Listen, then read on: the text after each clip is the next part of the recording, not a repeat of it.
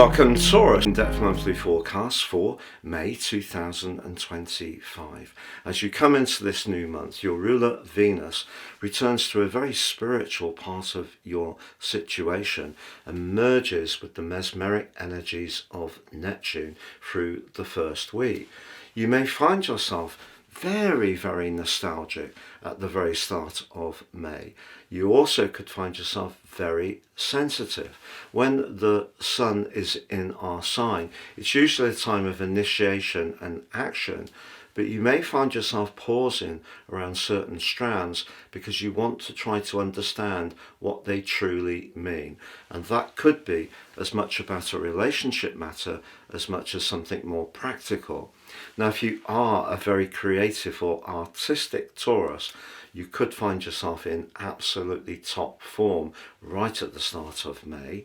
But if you're not so sure about what you want to do in terms of your professional situation, the fact that Mars and Pluto are in a strident standoff as the month begins suggests if there's any politics at work, there's a culture where you feel a little bit unsure that you can express yourself, your sensitivity can be drawing that all in and soaking it up like a sponge. But the converse can be true.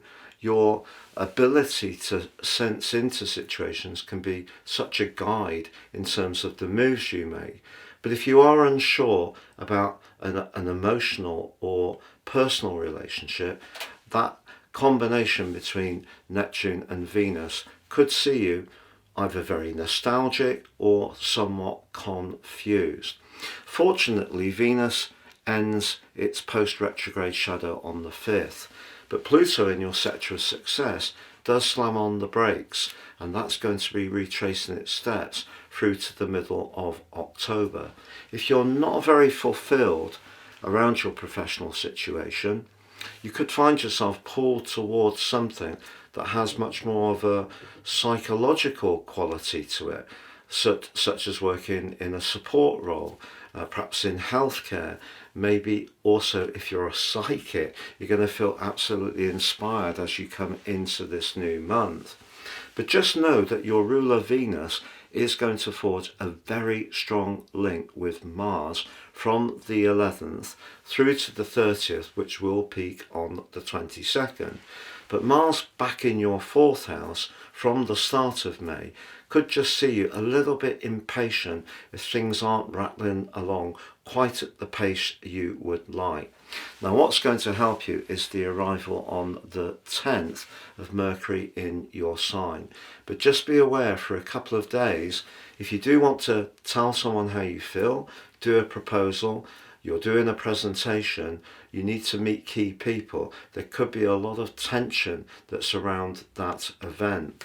Now, the full moon, which occurs on the 12th, is when the moon is opposite your sun position.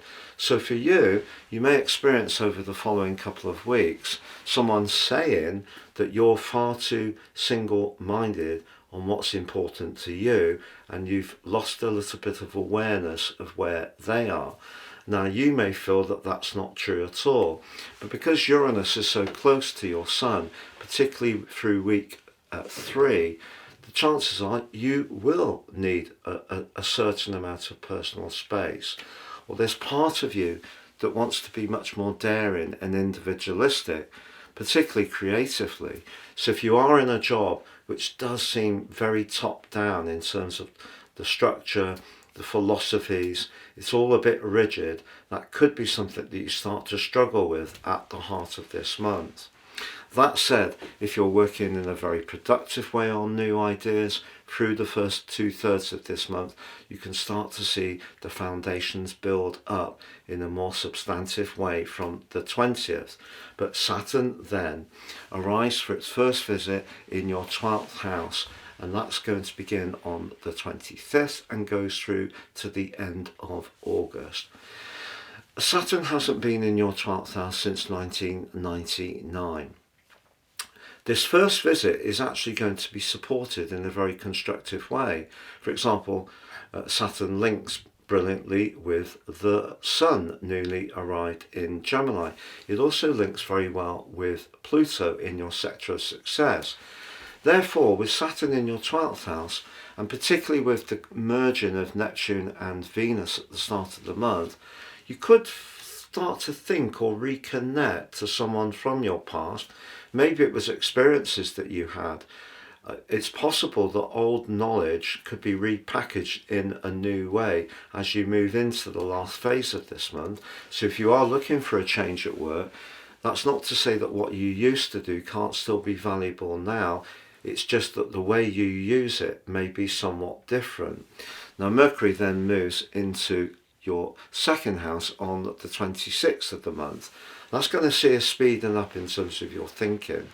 But the new moon on the 27th also is pretty close to Mercury, but angles back positively to Saturn, but also to Pluto. So as the month comes to a close, I feel you are going to gain some clarity about what's important to you in terms of your values, but also finances. And because of that link between Venus and Mars that goes on all through this month, if there is a talent that you've had that has been in some ways on the back burner, it could come much more into the picture as May comes to a close. But any confusion that you may be experiencing around relationship matters, I feel by the end of the month, you want to know where you stand. You want to define things in a much more practical way. But if it's money that's your main focus, the chances are that you can start to turn things around in a very much more constructive way as the month comes to a close. Have a great month, Taurus. Remember to check out my new website, please, at www.patrickarundell.com. You can get your free natal horoscope. It's absolutely brilliant. The big three, the ascendant, sun and the moon, but also you can find out exactly where your other planets are, the signs they're in, the houses they're in, and critically the relationships between them. You can also sign up for your free daily written horoscope. Please see below for more.